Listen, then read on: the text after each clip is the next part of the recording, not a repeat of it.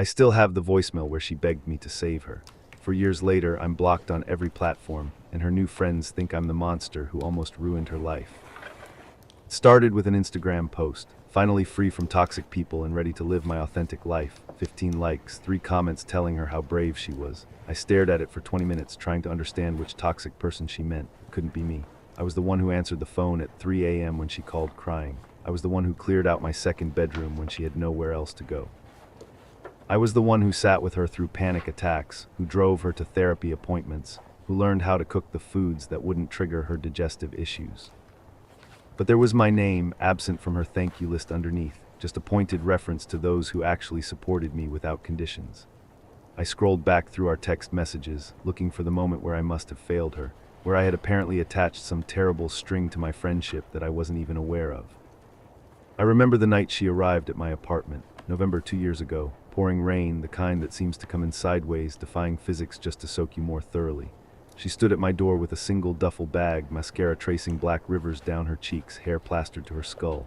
"He locked me out," she said. "He says I'm not allowed back until I agree to stop seeing my family." I didn't hesitate. I pulled her inside, ran a hot bath, found clean clothes that might fit her slender frame. I made tea and sat on the bathroom floor while she soaked and sobbed. She told me everything, the controlling behavior that had started subtly after they moved in together 6 months prior, how he monitored her phone, how he told her that her family was poisoning her against him, how he had started timing her trips to the grocery store, accusing her of cheating if she took too long. "You can stay here as long as you need," I said, and I meant it. Emily had been my friend since college. We drifted apart when she started dating Marcus, but that wasn't unusual. People get absorbed in new relationships. I never held it against her. That first night, she slept in my bed while I took the couch. I could hear her crying through the wall, muffled sobs that eventually gave way to the deep breathing of exhaustion. In the morning, I called in sick to work and helped her make a list of what she needed from their apartment. We agreed I would go with her to pick up essentials while he was at work. The apartment was immaculate except for the bedroom, which looked like a crime scene of emotion. Drawers pulled out, closet emptied onto the floor. He must have torn through her things after she left. I helped her gather clothes, important documents, medications, a few sentimental items she couldn't bear to leave behind. "I'm so sorry for putting you through this," she kept saying. "I'll find my own place as soon as possible." "There's no rush," I assured her. "Take the time you need to heal." I didn't know then that the time she needed would stretch into months, then a year, then more. I didn't know that my spare bedroom would become her sanctuary, that my routine would bend and reshape itself around her presence. I didn't know that I was setting myself up as the next person she would need to escape from. The first few weeks were intense but straightforward. Emily was clearly traumatized. She jumped at loud noises, checked her phone constantly for messages from him, and sometimes woke screaming from nightmares. I researched trauma responses, domestic abuse recovery. I found her a therapist who specialized in relationship trauma. I drove her to appointments and waited in the car, scrolling through work emails and trying to make up for the hours I was missing. My boss was understanding at first. Family emergency, I'd say vaguely, and she wouldn't press. But as weeks turned to months, her patience wore thin. "We need you focused," she told me during my performance review, 3 months after Emily moved in. "Your work has been slipping." I didn't tell Emily about that conversation. She had enough to worry about. Instead, I started waking up at 5 a.m. to catch up on work before she stirred. I learned to function on 5 hours of sleep. I told myself it was temporary. There were good moments too in those early months. Nights when we'd order takeout and watch terrible reality TV, laughing until our sides hurt. Weekends when she felt strong enough to go out and we'd visit a museum or farmer's market, and I'd see glimpses of the old Emily, bright, curious, quick to find humor in small things. "I don't know what I'd do without you," she said once as we sat on the couch sharing a pint of ice cream. "You're saving my life." Those words filled something in me I hadn't realized was empty. I'd been single for years, married to my career, letting friendships fade into occasional text messages and twice-yearly drinks. Having Emily there made my apartment feel like a home instead of just a place I slept. I told myself that was a normal way to feel, that anyone would enjoy having their best friend around. The first hint that something was off came about 4 months in. Emily had a job interview, her first since leaving Marcus. I helped her pick out an outfit, practiced questions with her, even did her makeup the morning of. When she came home, I had champagne ready, regardless of the outcome. "How did it go?" I asked, glasses already poured. She shrugged, dropped her purse on the counter. "It wasn't right for me." "What happened?" They wanted too much experience. The hours weren't what they advertised. The office had a weird vibe. She rattled off excuses, not meeting my eyes. I offered encouragement, suggested other opportunities. She nodded absently, then said she was tired and retreated to her room for the rest of the evening. The same pattern repeated with the next interview, and the next. Always a reason why the job wasn't suitable, why she wasn't ready. I didn't push at first. Recovery wasn't linear, I knew that. She was still going to therapy. She was still having nightmares, though less frequently. But 6 months in, when I came home to find her in the same spot on the couch where I'd left her that morning, still in pajamas, scrolling mindlessly through her phone, something in me tightened. "Did you apply for any jobs today?" I asked, trying to keep my voice light. "The job market is terrible right now," she said without looking up. "Nothing worth applying for." I set down my bag, chose my words carefully. I know it's hard, but maybe applying for something, even if it's not perfect, would be a good step, just to get back out there. She finally looked at me, her expression unreadable. "You don't think I'm trying?" "That's not what I meant," I backpedaled. You just think I'm taking advantage." Her voice was flat. "You're tired of supporting me."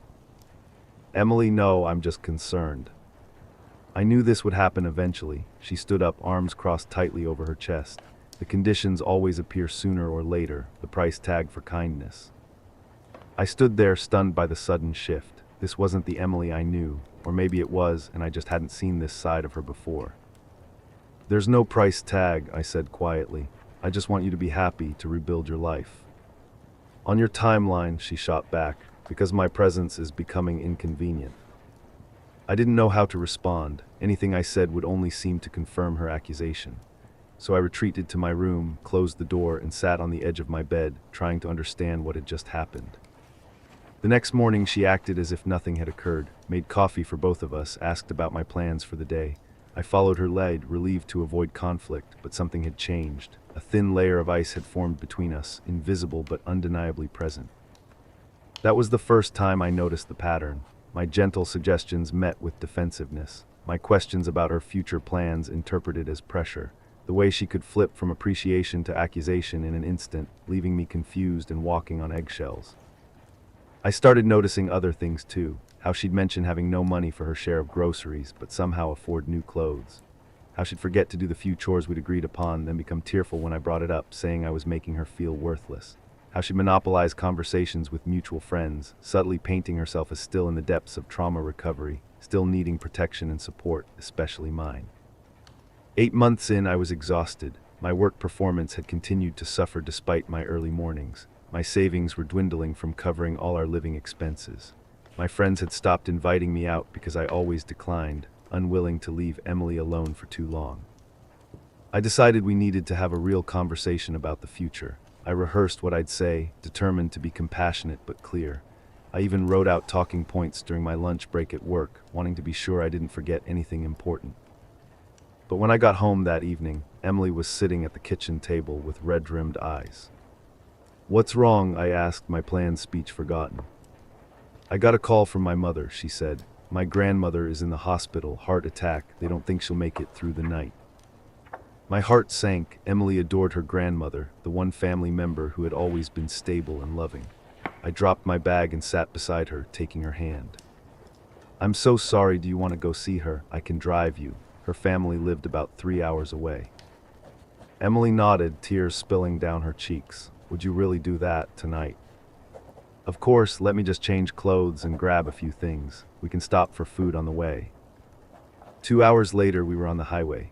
Emily was quiet beside me, staring out the window at the darkening landscape. I didn't push her to talk. I just drove, one hand occasionally squeezing her shoulder to remind her she wasn't alone. We arrived at the hospital just after 10 p.m. Emily rushed to her grandmother's room while I hung back, not wanting to intrude on family grief. I found the waiting room and settled in with my phone, catching up on work emails.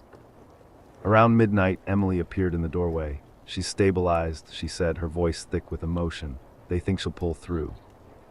"That's wonderful news," I said, standing to hug her. "My mom wants me to stay with her for a few days," Emily continued.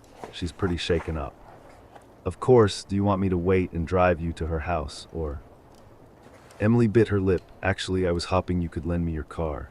I know it's a lot to ask, but my mom can drive me back to the city when I'm ready to come home, or I can take the train. I hesitated. I needed my car for work, but the relief on Emily's face at her grandmother's improvement, the rare opportunity for her to reconnect with family after Marcus had isolated her from them, I couldn't say no. Sure, I said, just let me know when you're heading back so I can plan around it. You're the best friend anyone could ask for, she said, hugging me tightly. I don't deserve you. She helped me call a rideshare back to the city, hugged me again as we said goodbye in the hospital parking lot. I watched her drive away in my car, pushing down the twinge of unease I felt. 3 days passed with no word from Emily beyond a brief text. Grandma still improving, staying a few more days.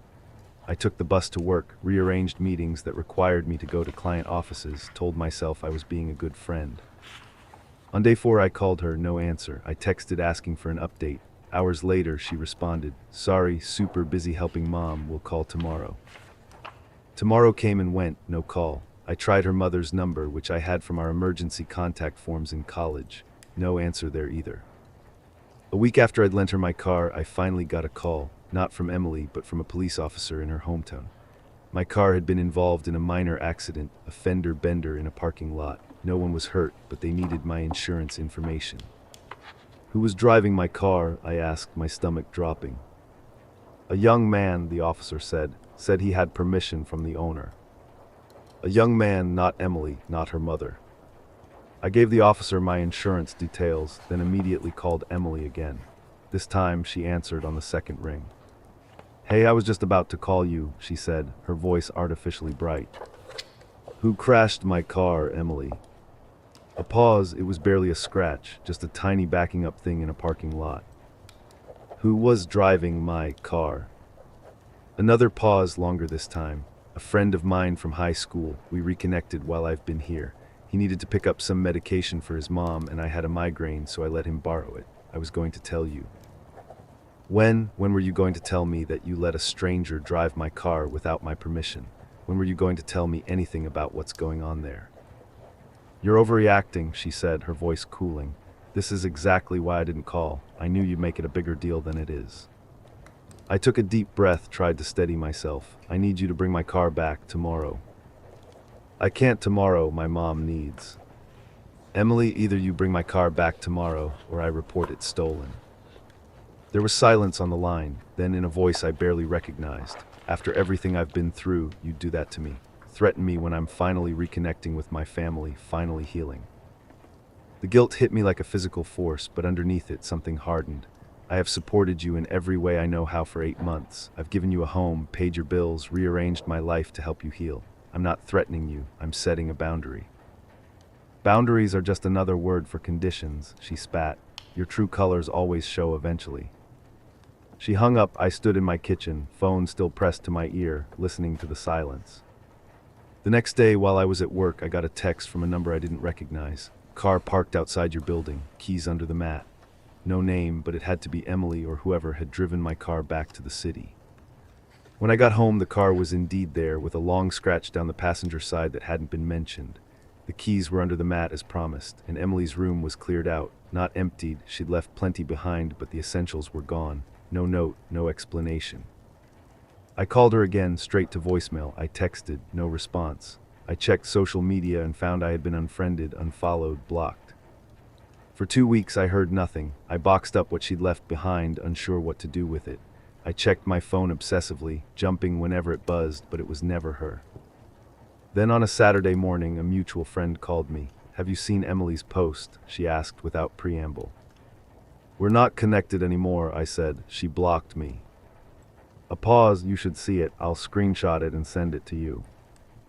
The image arrived moments later. A selfie of Emily smiling broadly, arm around a guy I didn't recognize. The caption, sometimes the universe removes people from your life to make room for the ones who truly care. So grateful for all the real support I have now, the kind that comes without manipulation or control, healing free from toxicity. I stared at it, my throat tight. In the comments, friends were expressing happiness for her, asking vague questions about what had happened, offering support. In her responses, she never named me directly, but the implications were clear. I had been controlling. I had made her dependent. I had tried to isolate her from her family. I had been, in essence, a softer version of Marcus. That's when I first saw the pattern for what it was, how she had subtly rewritten our history together, how she had positioned herself as escaping from me just as she had escaped from him, how she had taken my genuine concern and twisted it into control, my boundaries into cruelty. I wanted to defend myself, to tell everyone what really happened, but what would that accomplish? Who would believe me over her? She was the known victim, the one everyone already felt protective of. I would just look like I was attacking someone vulnerable, trying to control the narrative, exactly what she was accusing me of.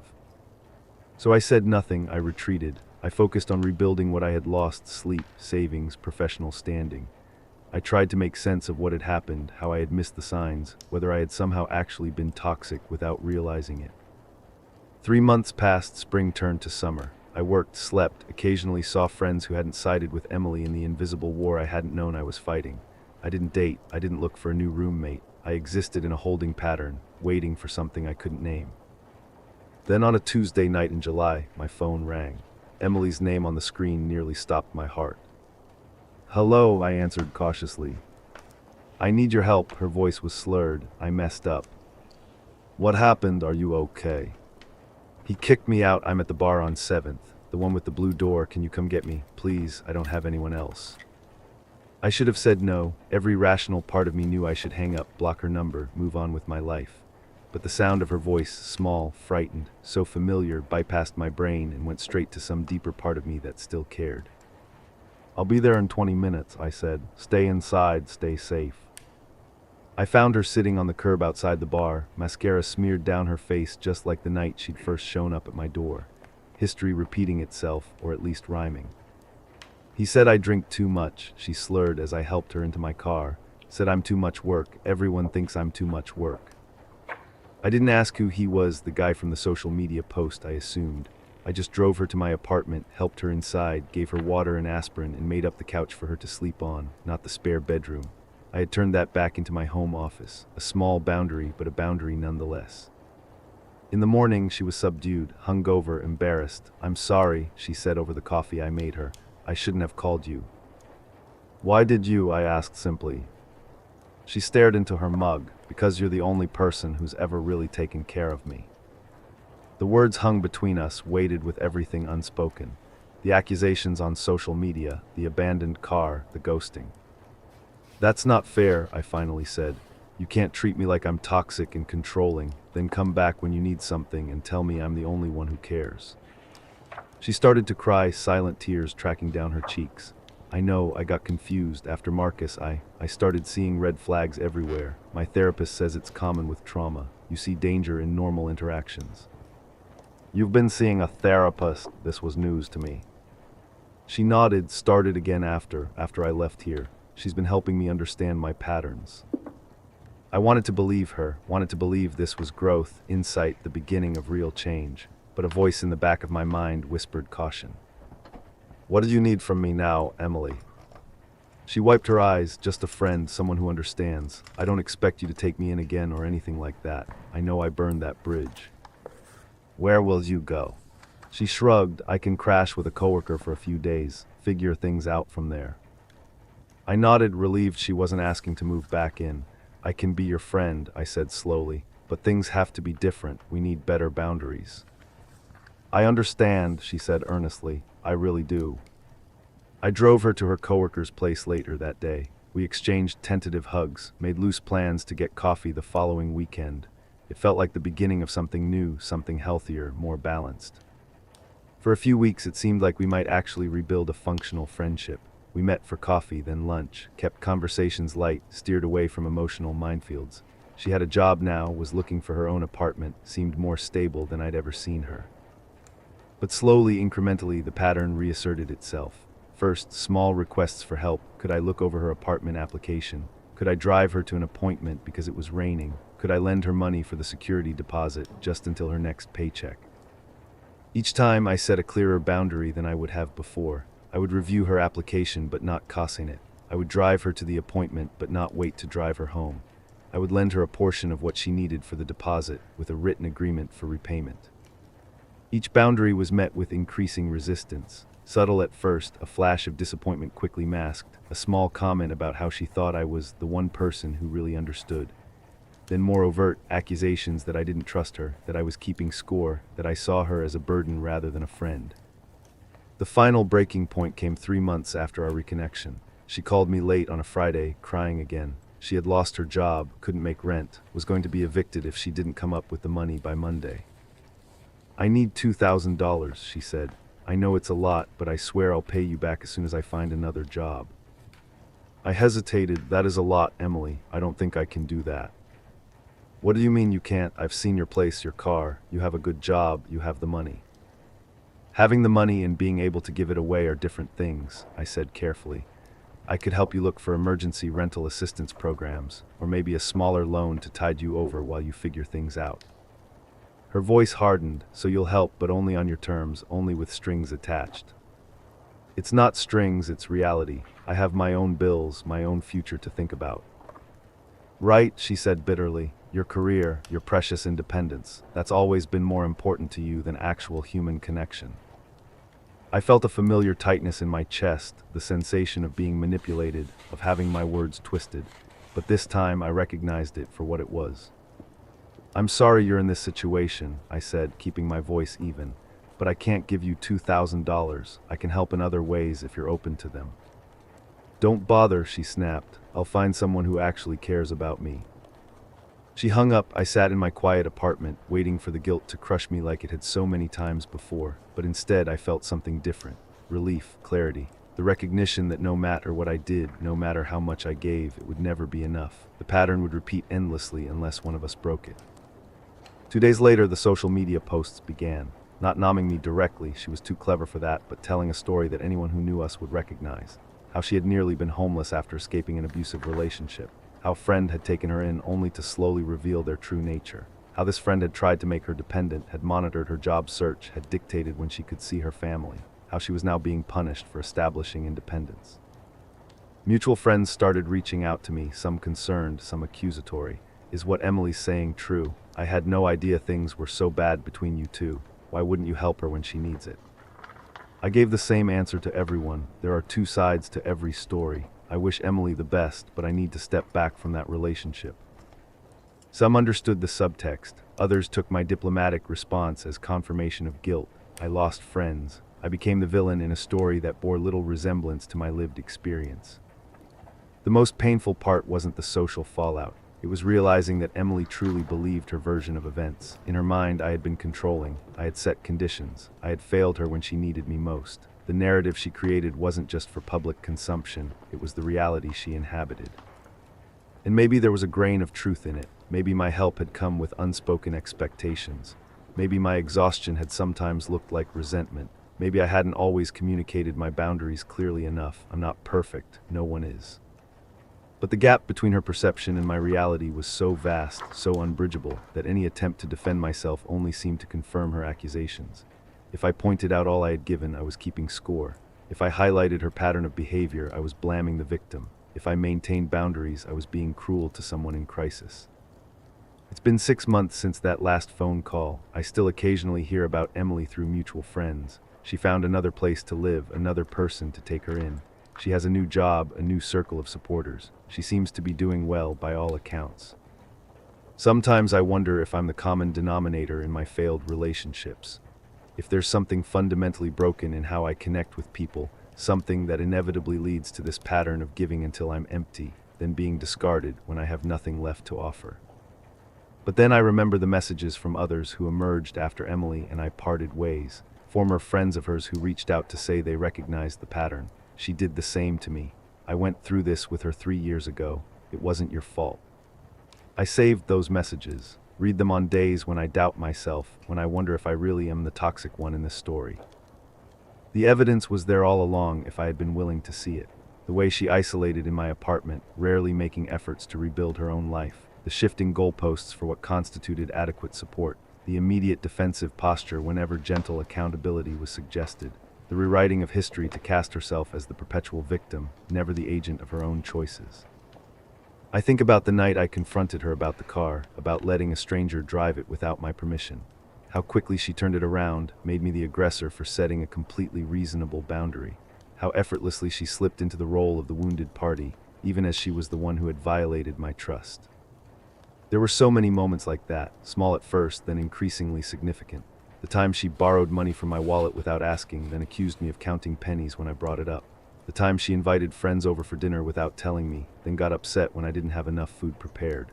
The time she missed a therapy appointment I'd paid for, then blamed me for pressuring her to go when she wasn't ready.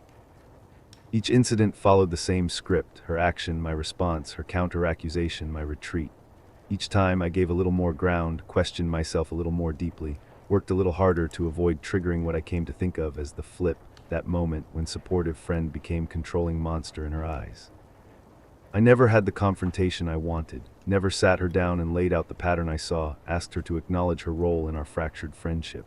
Any attempt at such a conversation was immediately derailed by tears, accusations, or the invocation of her trauma. After what I've been through with Marcus, how can you attack me like this? It was the perfect defense, neutralizing any criticism before it could land, and it worked because there was truth in it. She had been through something terrible with Marcus. She did have trauma. She did deserve compassion and support. But compassion without boundaries isn't compassion at all. It's enablement. It's ceding your own well-being to someone else's demands. It's a slow drowning disguised as rescue. I understand that now. I didn't then. The closest thing to real confrontation came about a month after she moved out, before our brief reconciliation. I ran into her at a coffee shop, one of the few awkward, stilted interactions we had during that period. She was with someone new, a woman I didn't recognize, who kept giving me strange looks throughout our conversation. Later, this woman found me on social media. "Emily told me some concerning things about your relationship," her message began. "I'm reaching out because her stories don't align with what mutual friends have told me about you." We met for coffee the following week. Lisa, her name was. She had known Emily in high school, reconnected recently through mutual acquaintances. Emily had moved in with her 2 weeks earlier. "She told me you monitored her phone," Lisa said bluntly, "that you made her ask permission to see her family, that you expected her to cook and clean in exchange for staying with you." I nearly choked on my latte. "None of that is true," I said when I could speak again. "She lived with me for almost a year. I never once looked at her phone. I drove her to see her family multiple times, and we had an agreement about sharing household chores that she rarely upheld, which I mostly let slide because of what she was going through." Lisa nodded slowly. "That lines up more with what others have said about you." She hesitated then. "She said similar things about her ex before you, and now she's starting to say similar things about me, that I'm monitoring her spending, that I'm trying to isolate her from friends." "How long has she been living with you?" I asked. 2 weeks, Lisa said grimly, "and I'm already feeling crazy, like I'm walking on eggshells in my own home." We talked for 2 hours, compared experiences, timelines, patterns, found the eerie similarities in our stories despite being very different people. By the end, Lisa looked both relieved and terrified.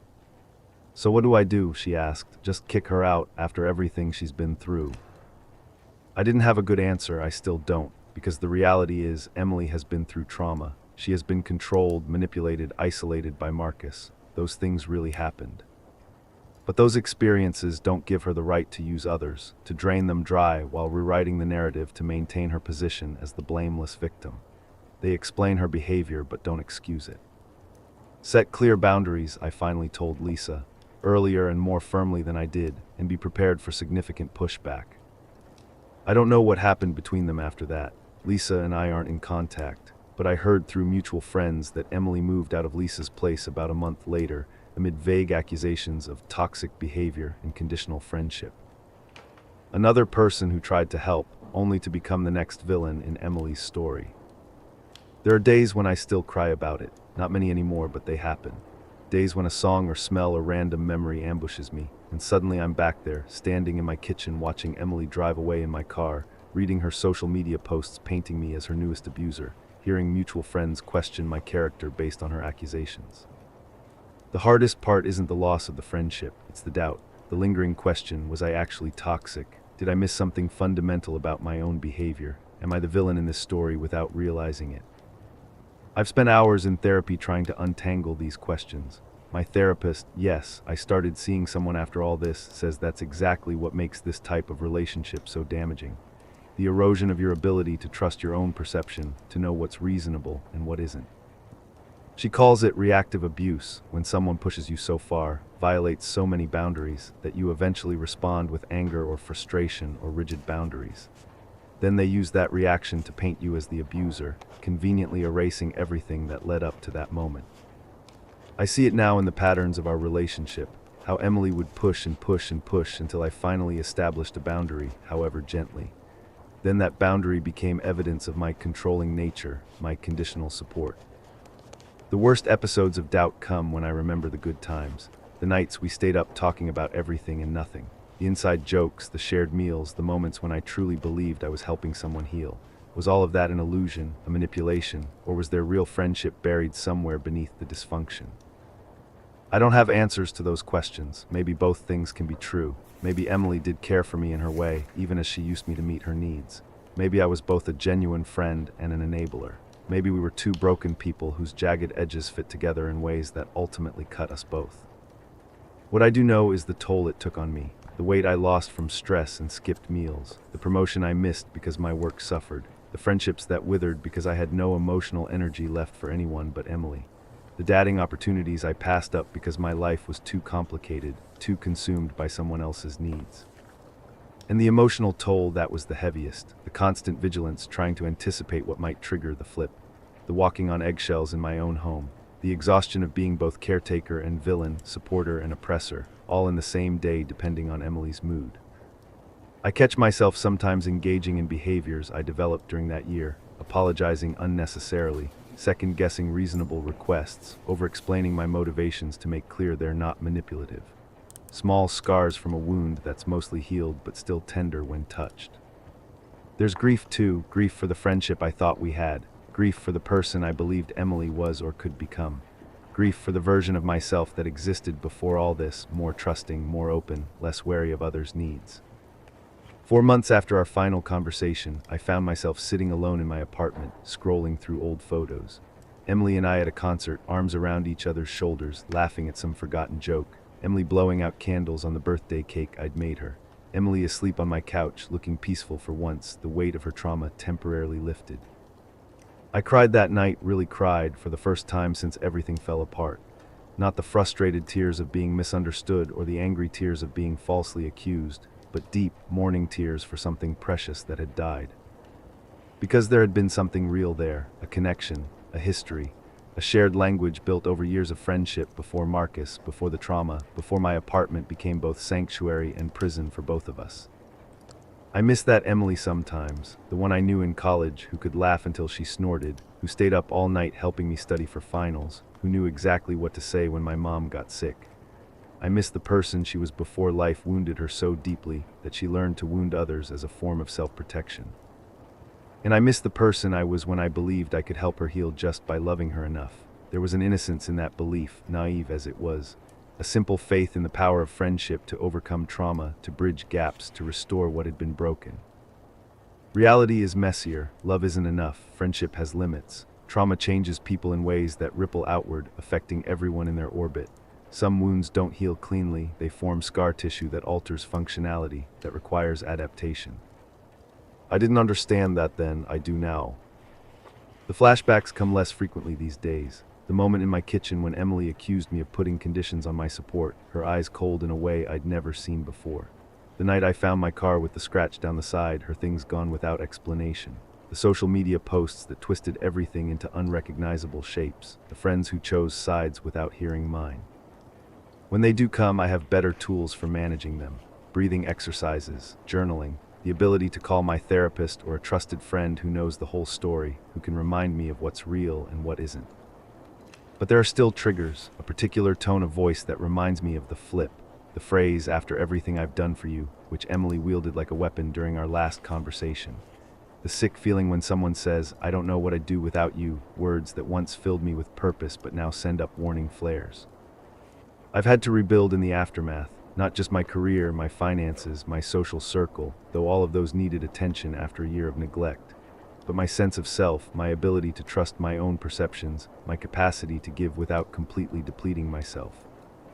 It's a work in progress. Some days are better than others. Some wounds heal faster than others. I still have the voicemail she left the night she showed up at my door in the rain. I've kept it all this time, though I'm not entirely sure why. "I don't have anywhere else to go," her voice says, breaking on the last word. "Everyone else has given up on me. Please, I need you." Maybe I keep it as a reminder of how it all began, with a genuine desire to help someone I cared about.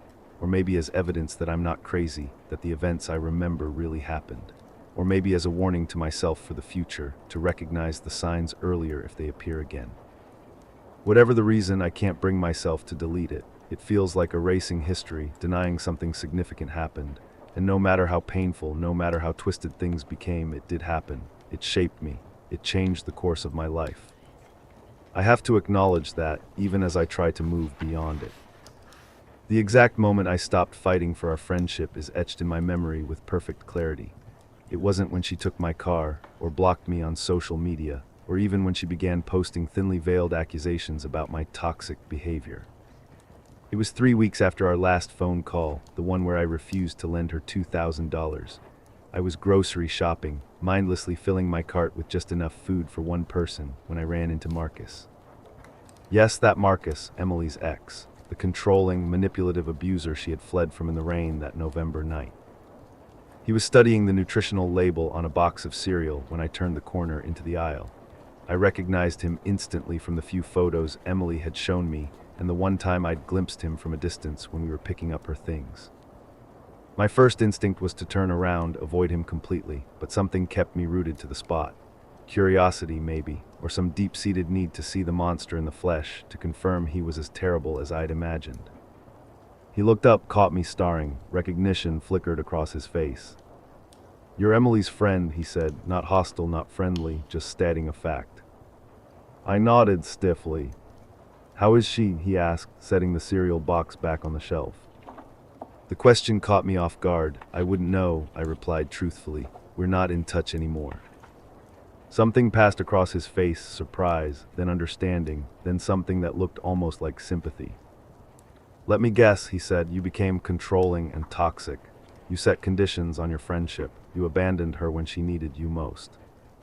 A chill ran through me. Those words, they were so specific, so familiar. The exact accusations Emily had leveled at me. "How did you?" "Because that's what she said about me," he interrupted, "and about the friend who helped her before me, and probably about whoever's helping her now."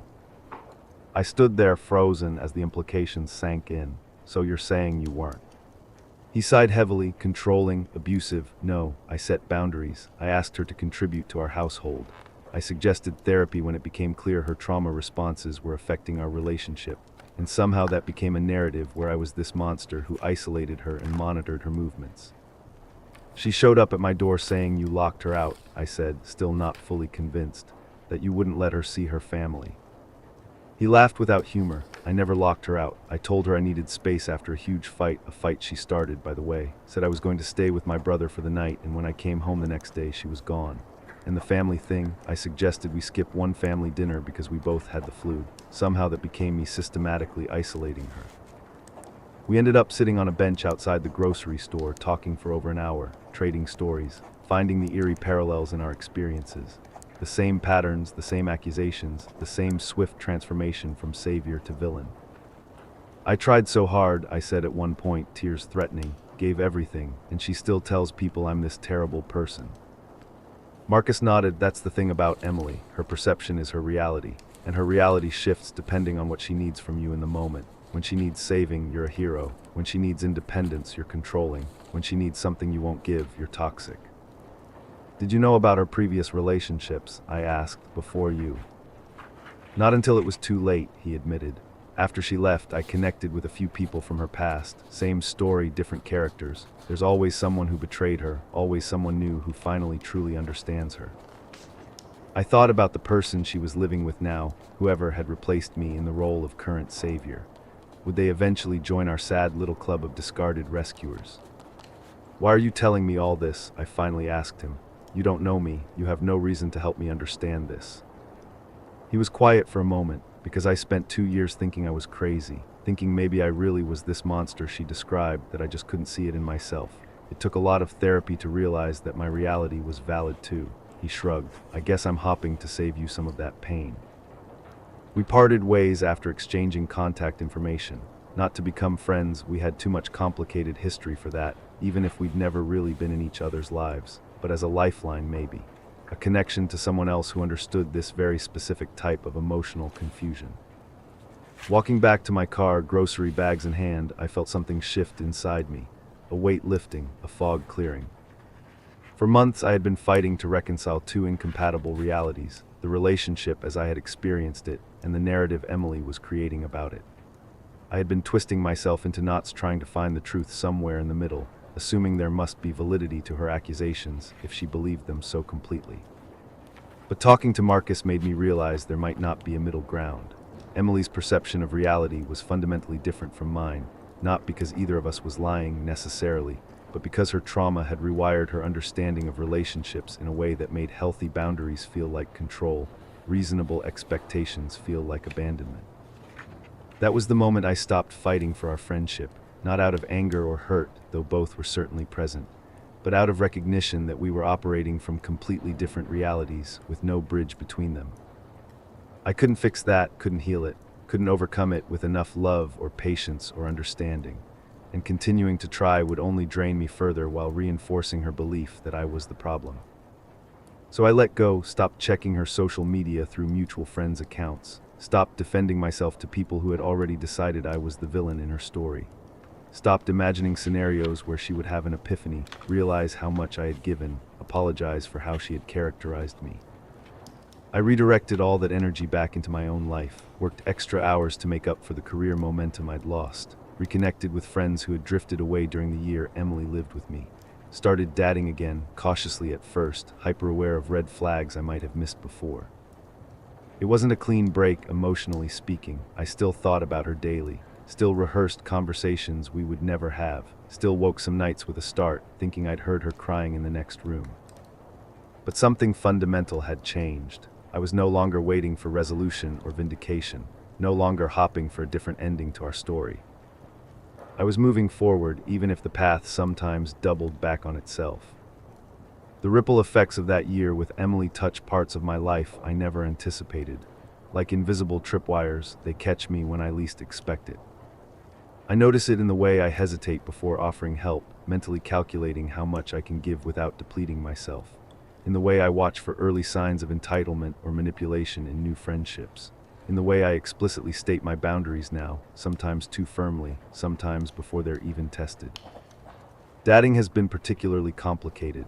I find myself hypervigilant about reciprocity, quick to pull back at the first sign that I'm giving more than I'm receiving.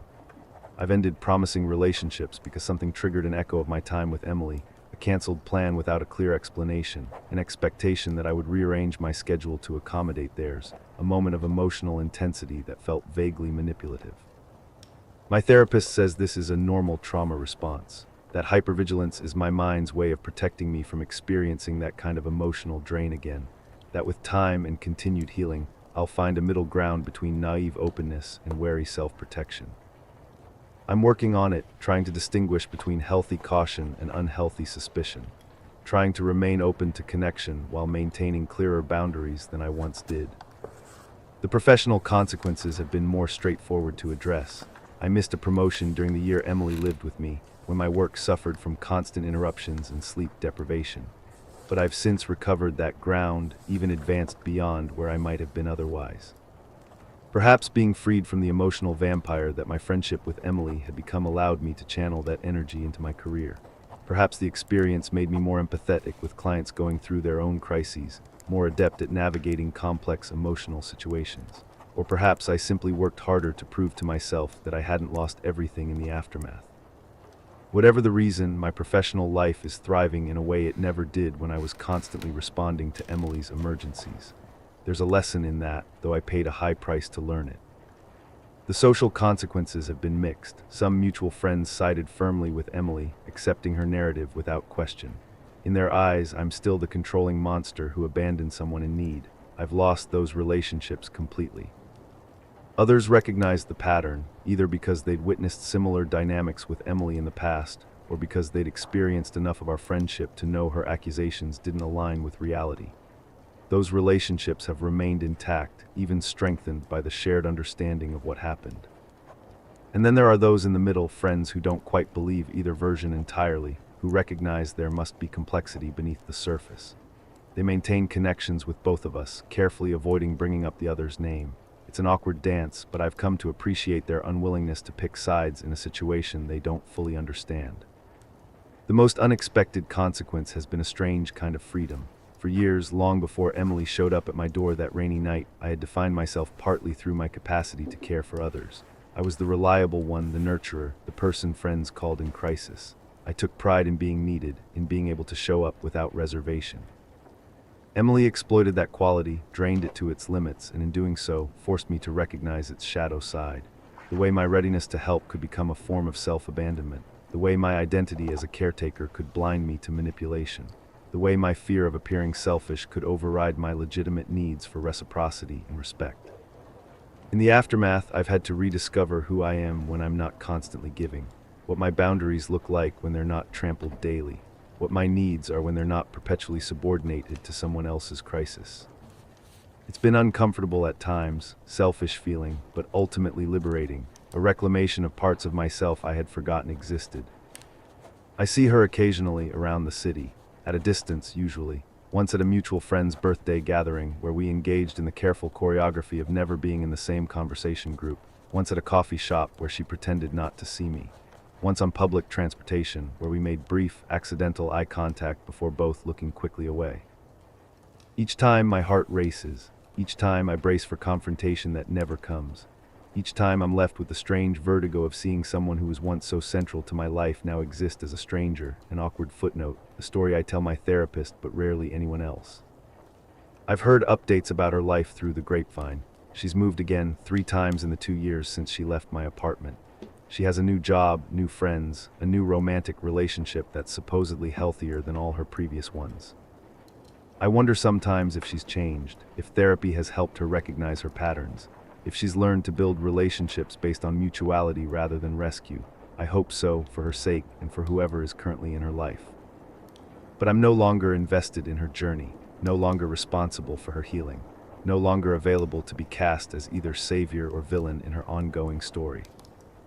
That perhaps has been the most important long-term consequence of all, the recognition that I can care about someone's well-being without sacrificing my own in the process. That compassion has limits, and those limits don't make me toxic or selfish or cruel. They just make me human, with my own needs and boundaries and capacity for pain. It's been 2 years since Emily first arrived at my door in the rain, 16 months since our final conversation, when I refused to lend her the money she demanded. A year since I ran into Marcus at the grocery store and finally understood the pattern that had ensnared us both. I'm doing better now, not completely healed. I don't know that anyone fully recovers from having their reality so fundamentally questioned, from being recast as the villain in their own story, but functioning well, rebuilding, growing in ways that wouldn't have been possible if Emily were still in my life. My apartment feels like my own again. I redecorated the spare bedroom, painted over the marks her furniture had left on the walls, replaced the linens she had used with new ones in colors I chose. Small reclamations of space, both physical and psychological. I date occasionally, though cautiously. I'm more selective about who I invest in emotionally, more attentive to early warning signs of one-sided dynamics. I've had one relationship that lasted several months, ended amicably when we realized we wanted different futures. It was refreshingly normal, mutual, balanced, proof that my capacity for healthy connection wasn't permanently damaged. Work continues to go well. I received the promotion I missed while Emily was living with me, then another 6 months later. My boss recently commented on how much more focused and consistent my performance has been over the past year, if only she knew the reason. I still see my therapist, though less frequently now. We've worked through much of the acute confusion and self-doubt that plagued me in the aftermath. Now our sessions focus more on refining boundaries, recognizing my own patterns without shame, building relationships that nourish rather than deplete. The hardest thing to heal has been my trust, not just in others, but in myself. For months after Emily and I parted ways, I questioned every interaction, analyzed every friendship for signs of imbalance, doubted my own perception when it conflicted with someone else's. The gaslighting effect of being told my genuine concern was control, my reasonable boundaries were cruelty, lingered long after Emily herself was gone from my life. I'm gradually regaining that trust, learning to believe my own experience even when someone else's narrative contradicts it. Learning that 2 people can experience the same relationship very differently without either being objectively wrong. Learning that I don't have to abandon my reality to validate someone else's. There are still moments of anger, Days when I think about all she took from me: time, money, emotional energy, professional opportunities, friendships, peace of mind, and feel a surge of rage that she continues to paint herself as the victim in our story. Days when I'm tempted to reach out to mutual friends and defend myself, present my evidence, make my case. I don't act on those impulses. What would it accomplish, beyond dragging me back into a dynamic I've worked so hard to escape?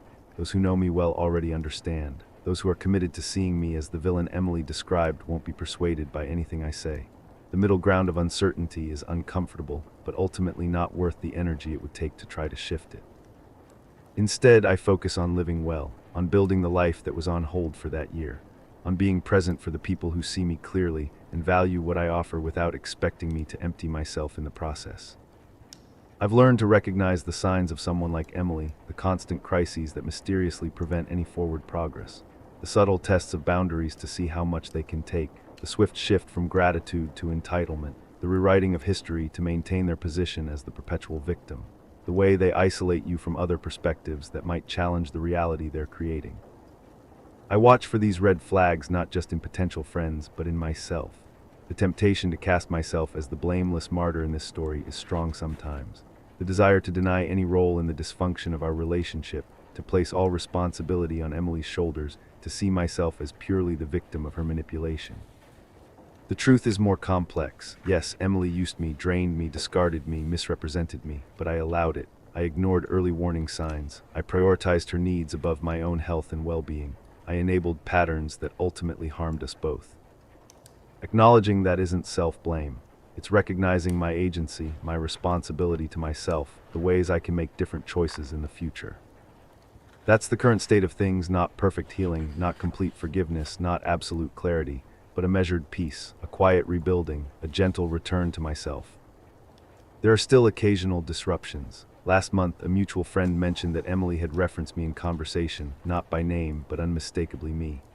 My former roommate who tried to control every aspect of my life was how she described me, apparently. The words stung, reopened wounds I thought had scarred over. But the pain passed more quickly than it once would have. I no longer feel the desperate need to correct her narrative, to defend myself against accusations I know are distortions. I can allow her to have her version of our story without it threatening my own. That's progress, I think, not the clean resolution I once hoped for, but perhaps something more valuable, the ability to hold contradictory realities without being destroyed by the dissonance. To know that her perception of me as toxic doesn't make it true. To understand that her trauma shaped her experience without using that understanding to excuse how she treated me. I don't know if Emily will ever recognize the patterns in her relationships, if she'll ever acknowledge the trail of discarded rescuers she's left behind, each one initially idealized, eventually demonized, ultimately abandoned for the next person willing to take on the role of savior. I hope she does, for her sake. I hope she finds her way to a more honest relationship with herself and others. I hope the cycle breaks somewhere, somehow. But that's no longer my concern, my responsibility, my cross to bear. I've stepped out of the cycle, reclaimed my story, returned to myself. And discovered that, despite everything, I'm still capable of compassion without martyrdom, still able to care without losing myself in the process, still open to genuine connection, just with clearer eyes and stronger boundaries than before. That, I suppose, is the unexpected gift hidden within all this pain, a more grounded, authentic version of myself. Less naive, perhaps, more cautious in some ways, but ultimately more whole. I still have the voicemail where she begged me to save her. I keep it not as a reminder of Emily, but as a reminder to myself that kindness without boundaries isn't kindness at all. That sacrifice without reciprocity isn't noble, just slow suicide. That someone else's perception of me doesn't define my reality. Sometimes on quiet nights when the doubt creeps back in, I listen to it, her voice breaking with tears. I don't have anywhere else to go. Everyone else has given up on me. Please, I need you. And I remember how readily I opened my door, my home, my life. How completely I believed I could be the one person who wouldn't fail her. How desperately I wanted to be the hero in her story. I couldn't have known then that heroes inevitably become villains in narratives like hers. That no amount of giving would ever be enough. That her trauma had created a lens through which even the purest intentions would eventually appear tainted. Or maybe some part of me did know and ignored the warning signs because the role of rescuer was so seductive, so aligned with how I saw myself. Maybe I needed to be needed as much as she needed to be saved. Maybe we were two broken pieces trying to complete each other in ways that only deepened our fractures. There's no satisfying conclusion to this story, no moment of vindication where Emily realizes all I gave and apologizes for how she characterized me. No clear moral, no tidy lesson, no triumphant transformation. Just the quiet understanding that sometimes caring for someone means accepting that you cannot fix them. That loving someone doesn't guarantee they'll perceive that love accurately or return it in kind. That your good intentions don't protect you from being cast as the villain in someone else's narrative. And that none of those painful truths mean you should stop caring, stop loving, stop trying. Just that you should do so with clearer eyes and stronger boundaries, with the knowledge that your reality matters too, with the courage to walk away when the cost becomes too high. I don't know where Emily is tonight. I don't know whose home she's in, whose resources she's using, whose narrative she's currently rewriting. I don't know if she's found the healing she so desperately needs, or if she's still running from rescuer to rescuer, seeking external solutions to an internal wound. I just know that I'm no longer responsible for her journey, no longer available to be either her savior or her monster, no longer defined by the role she assigned me in her story. I have my own story now, one where I'm neither hero nor villain, neither perfect nor toxic, just human with all the complexity and contradiction that entails, making mistakes, learning from them, trying to do better while accepting my limitations. It's not the story I thought I'd be living 2 years ago, when I opened my door to find Emily standing in the rain. It's messier, more painful, less certain than the rescue narrative I imagined I was part of then. But it's real, it's mine, and after everything, that feels like enough.